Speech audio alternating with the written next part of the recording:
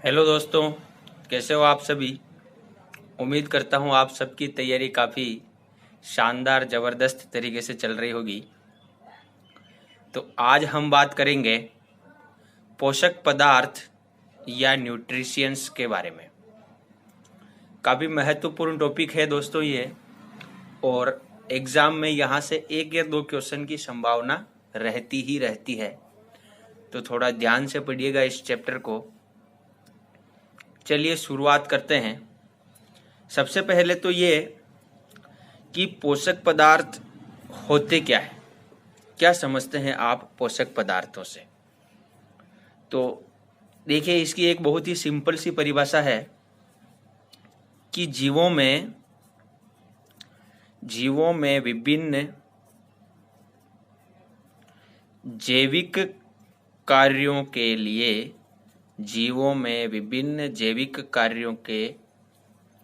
जैविक कार्यों के संचालन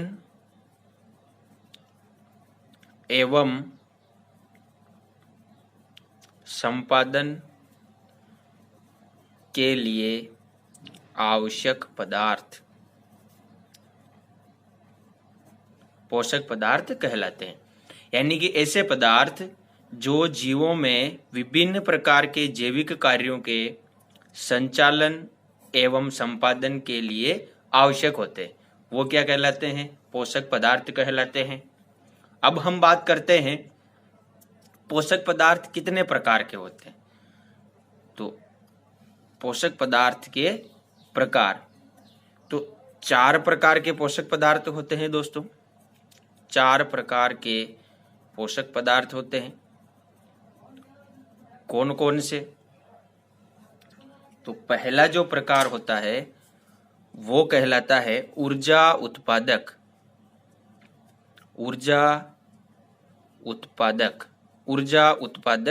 पोषक पदार्थ।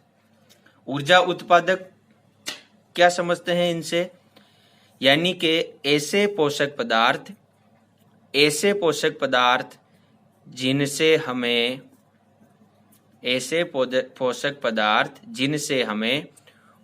ऊर्जा प्राप्त होती है, वो किस कैटेगरी में आएंगे? ऊर्जा उत्पादक की कैटेगरी में। तो कौन कौन से ऐसे पोषक पदार्थ हैं जिनसे हमें ऊर्जा प्राप्त होगी? तो कार्बोहाइड्रेट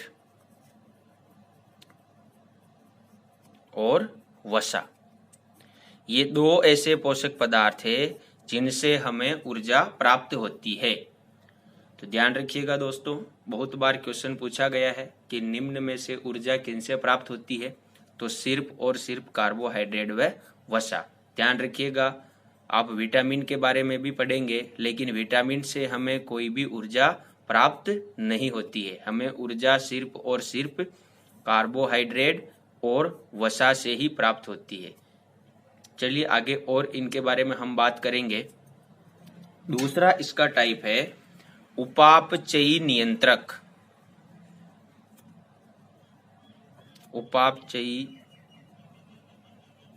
नियंत्रक।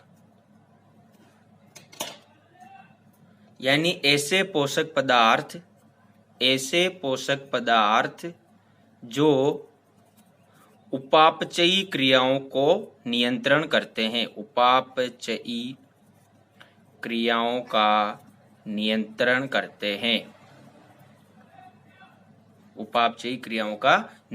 करते हैं, यानी कि मेटाबॉलिक रिएक्शन, उसे ही हम उपापचयी क्रियाएं कहते हैं। तो उपापचयी नियंत्रक कौन कौन से पदार्थ हो जाएंगे? जैसे कि विटामिन हो गया, लवण हो गया और जल। तो अभी तक हमने 5 पोषक पदार्थ देख लिए, कार्बोहाइड्रेट, वसा, विटामिन, लवण, जल। चलिए आगे बात करते हैं। तीसरा टाइप है वृद्धि तथा निर्माण पदार्थ।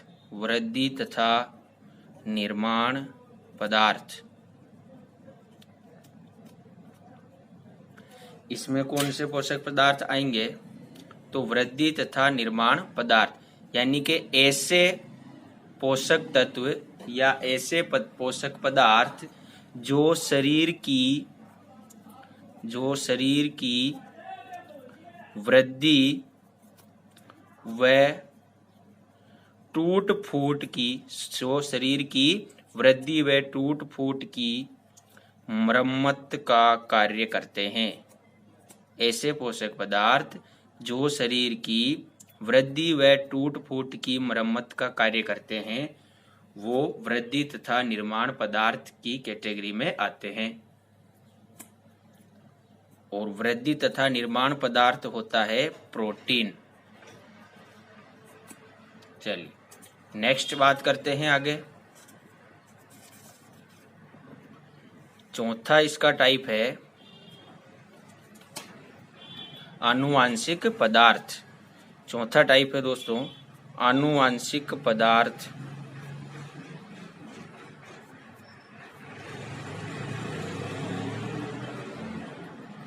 आनुवांशिक पदार्थ क्या काम करते हैं? जो जीवों के आनुवांशिक लक्षणों को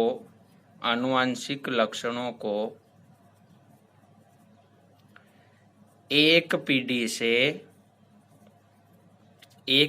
से दूसरी पीढ़ी में ले जाते हैं। यानी ऐसे पोषक पदार्थ जो जीवों के आनुवांशिक लक्षणों को एक पीढ़ी से दूसरी पीढ़ी में ले जाते हैं वो आनुवांशिक पदार्थ कहलाते हैं। और कौन से पोषक पदार्थ के द्वारा आनुवांशिक गुण एक पीढ़ी से दूसरी पीढ़ी में जाते हैं? तो वो होता है न्यूक्लिक अम्ल। क्या होता है? न्यूक्लिक अम्ल। आनुवांशिक लक्षण क्या होते हैं आप सभी जानते होंगे कि आपके माता पिता या आपके दादा दादी में जो भी गुण होते हैं वो उनकी संतान में प्रकट हो जाते हैं। यही गुण क्या कहलाते हैं? आनुवांशिक गुण। जैसे कि किसी के पिताजी की हाइट ज़्यादा है और उनकी संतान की हाइट भी ज़्यादा होगी तो ये पिताजी का जो गुण था वो अपनी संतान में आया। यही गुण क्या कहलाता है? आनुवांशिक गुण। अब हम दोस्तों एक एक करके इन सभी पोषक पदार्थ के बारे में डिटेल में स्टडी करेंगे। तो सबसे पहले हम बात करेंगे कार्बोहाइड्रेट के बारे में। तो हमारा पहला पोषक पदार्थ होगा कार्बोहाइड्रेट। कार्बोहाइड्रेट के बारे में हम पढ़ेंगे दोस्तों। कार्बोहाइड्रेट, सभी अच्छे से हेडिंग डाल दीजिए। कार्बोहाइड्रेट पढ़ने जा रहे हैं हम। कार्बोहाइड्रेट क्या होता है? कार्बोहाइड्रेट तो जैसा नाम है, नाम से ही आप अंदाज लगा सकते हो। कार्बो यानी कि कार्बन, हाइड्रेट यानी कि हाइड्रोजन, यानी कार्बन होगा, हाइड्रोजन भी होगा।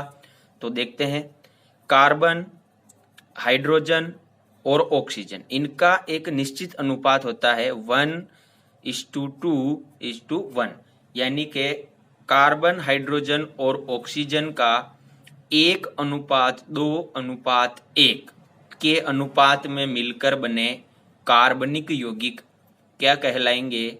कार्बोहाइड्रेट। आगे बात करते हैं शरीर में क्या कार्य होता है कार्बोहाइड्रेट का। तो हमने पोषक पदार्थ की कैटेगरी पढ़ी थी, तब मैंने आपको बताया था कि ऊर्जा उत्पादक, यानी कि शरीर में ऊर्जा उत्पन्न करने का कार्य किसके द्वारा होगा? तो कार्बोहाइड्रेट के द्वारा। अब बात करते हैं कि कार्बोहाइड्रेट के द्वारा कितनी ऊर्जा उत्पन्न होती है। तो हमारे शरीर की ऊर्जा की आवश्यकता की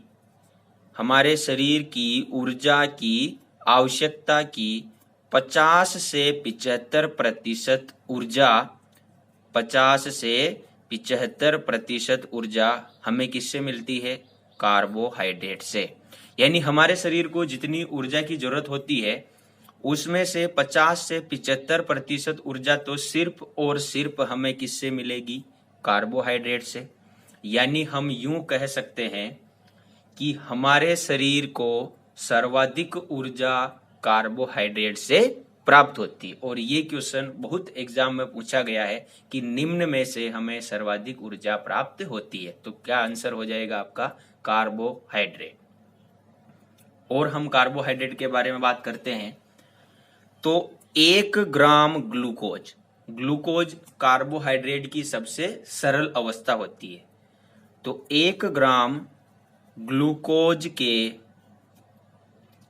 पूर्ण ऑक्सीकरण से, 1 ग्राम ग्लूकोज के पूर्ण ऑक्सीकरण से हमें 4.2 किलो कैलोरी ऊर्जा प्राप्त होती है। कितनी ऊर्जा प्राप्त होगी? 1 ग्राम ग्लूकोज के पूर्ण ऑक्सीकरण से हमें 4.2 किलो कैलोरी ऊर्जा प्राप्त होती है।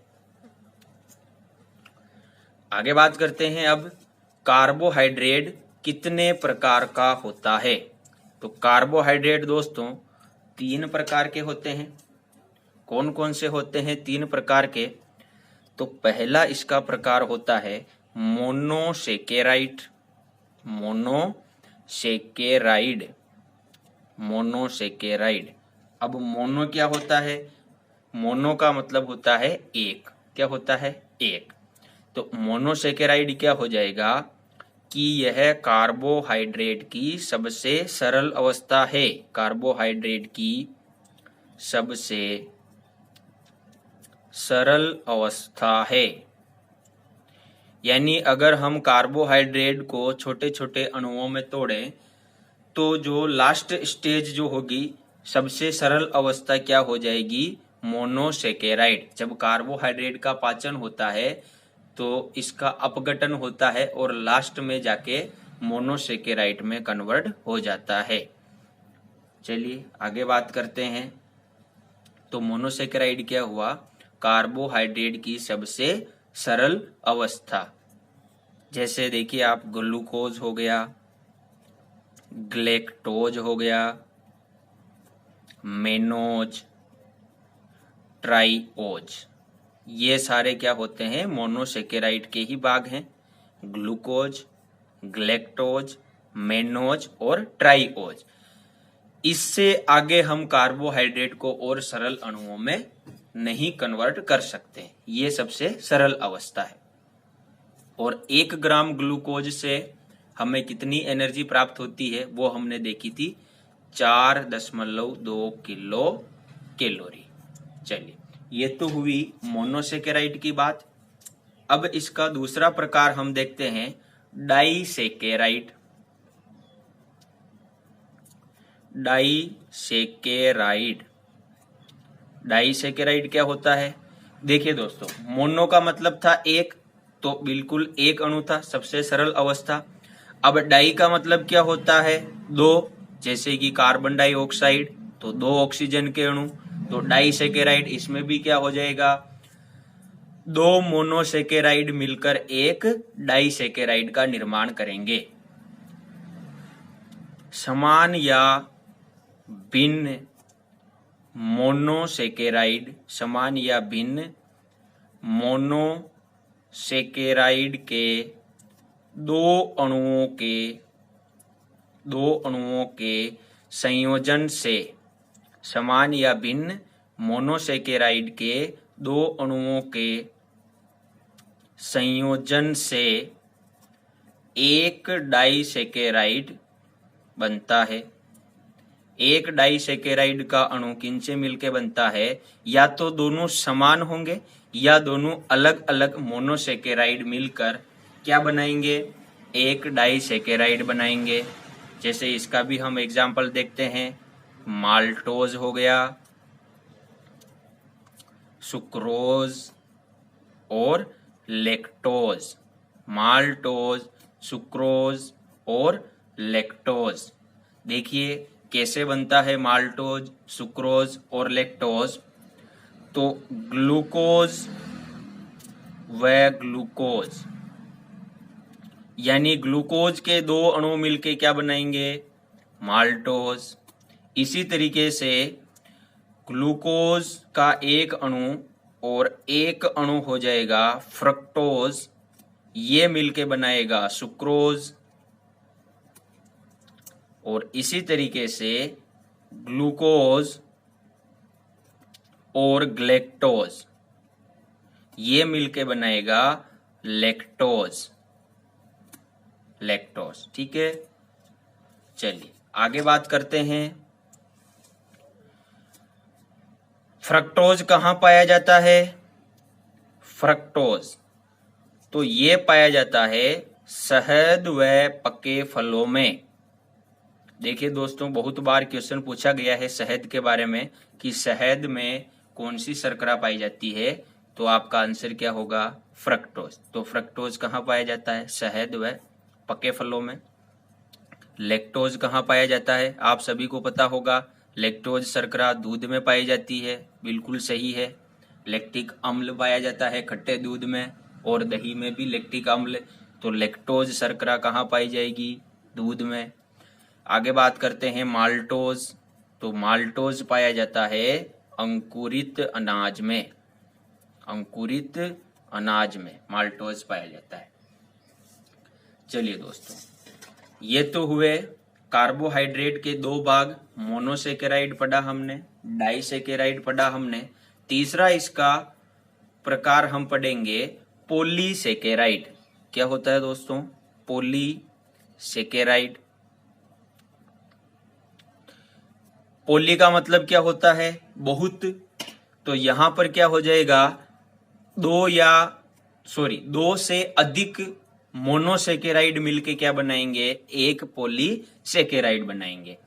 तो मोनोसेकेराइड के कई अणुओं के, मोनोसेकेराइड के कई अणुओं के संयोजन से, कई अणुओं के संयोजन से लंबी श्रृंखला वाली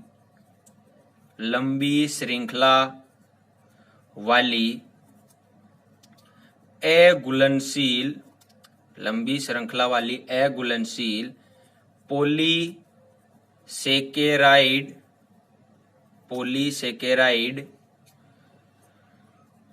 लंबी श्रृंखला वाली अघुलनशील पॉलीसेकेराइड्स का निर्माण होता है। किससे होता है? तो मोनोसेकेराइड के कई अणुओं के संयोजन से लंबी श्रृंखला वाली अघुलनशील पॉलीसेकेराइड्स का निर्माण होता है। पॉलीसेकेराइड्स कहाँ पाई जाती है? तो दोस्तों ऑर्थोपोडा के, ऑर्थोपोडा देखिए, ये जंतु जगत का एक समूह है ऑर्थोपोडा। इसी तरीके से इकाइनोडर्मेटा होता है, मोलस्का होता है, प्लेटीहेल्मिन्थीज, एस्केहेल्मिन्थीज, सिलेंट्रेटा संघ, निडेरिया संघ, ये सारे हम जब जंतु जगत पढ़ेंगे तो वहां पर बात करेंगे। अभी हम बात कर रहे हैं ऑर्थोपोडा के बाह्य कंकाल में, यानी ऑर्थोपोडा संघ के जो भी जंतु होते हैं उनके शरीर का बाह्य कंकाल किसका बना होता है? पॉलीसेकेराइड का। और कहाँ पाई जाती है? सेल्यूलोज में। और सेल्यूलोज के बारे में आप सभी जानते होंगे कि पादप कोशिका की कोशिका भित्ति किसकी बनी होती है? पादप कोशिका की कोशिका भित्ति किसकी बनी होती है? सेल्यूलोज की। और सेल्यूलोज किसका बना होता है? तो पॉलीसेकेराइड का। और पॉलीसेकेराइड क्या होता है? तो अघुलनशील होता है। और जब पॉलीसेकेराइड अघुलनशील होगा तो आप कभी भी कच्चे फल नहीं खा सकते। हम हमेशा फलों को पकाकर खाते हैं। क्यों खाते हैं? अगर आप कच्चे फल खाओगे तो ये सेल्यूलोज सीधा आपके शरीर के अंदर जाएगा, और सेल्यूलोज को डाइजेस्ट करने के लिए या सेल्यूलोज को पचाने के लिए हमारे शरीर में एंजाइम उपस्थित नहीं होते हैं, और हो सकता है आपके पेट में कुछ समस्या उत्पन्न हो जाए। इसलिए हम हमेशा फलों को पका के खाते हैं ताकि उनकी कोशिका भित्ति टूट जाए। चलिए आगे बात करेंगे। ये तो हुई पॉलीसेकेराइड की बात। अब हम बात करते हैं कार्बोहाइड्रेट के प्रमुख कार्य। शरीर में और क्या क्या कार्य होता है कार्बोहाइड्रेट का? ऊर्जा उत्पादन करना, ये तो हमने देख ही लिया। इसके और कुछ महत्वपूर्ण कार्य होते हैं, वो हम देखते हैं। प्रमुख कार्य।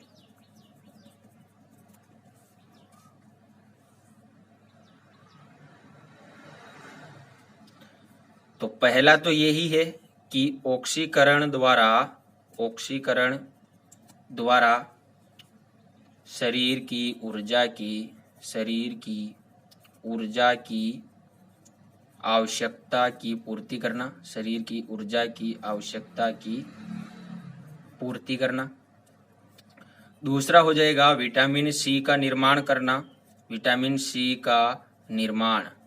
दोस्तों विटामिन सी एक तो हम बाहर से लेते हैं खट्टे फलों के द्वारा, और हमारे शरीर में भी विटामिन सी का निर्माण होता है, और वो किसके द्वारा होता है, तो कार्बोहाइड्रेट के द्वारा। तीसरा इसका कार्य की बात करेंगे हम, न्यूक्लिक अम्ल का निर्माण करना, न्यूक्लिक अम्ल का निर्माण। चौथा हो जाएगा, अभी देखा था हमने जंतुओं के बाह्य कंकाल का निर्माण करना, जंतुओं के बाह्य कंकाल का निर्माण करना, जंतुओं के बाह्य कंकाल का निर्माण करना। अगला कार्य इसका हो जाएगा शरीर में भोजन संचय की तरह कार्य करना, शरीर में भोजन संचय की तरह कार्य करना। और हमारे शरीर में भोजन किस रूप में संचय रहता है, तो दोस्तों वो रहता है ग्लाइकोजन के रूप में। किस रूप में रहता है, ग्लाइकोजन के रूप में। तो ये तो हुए कार्बोहाइड्रेट के महत्वपूर्ण कार्य दोस्तों। अब हम बात कर लेते हैं कि कार्बोहाइड्रेट के मुख्य स्रोत, कहां से हमें कार्बोहाइड्रेट प्राप्त होता है। मुख्य स्रोत, ऐसी क्या चीजें खाने से कार्बोहाइड्रेट हमारे शरीर में जाता है, तो जैसे गेहूं, चावल, मक्का, बाजरा, आलू, शकरकंद, शलजम, ये सारे कार्बोहाइड्रेट के स्रोत होते हैं।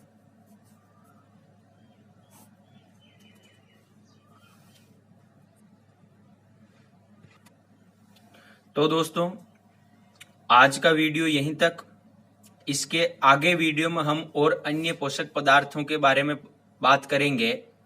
अभी सिर्फ हमने कार्बोहाइड्रेट के बारे में पढ़ा, इसके आने वाले वीडियो में हम देखेंगे प्रोटीन के बारे में, वसा के बारे में, विटामिन्स के बारे में, खनिज लवण, न्यूक्लिक अम्ल और जल, बाकी अन्य पोषक पदार्थों के बारे में हम अगले वीडियो में डिस्कस करेंगे।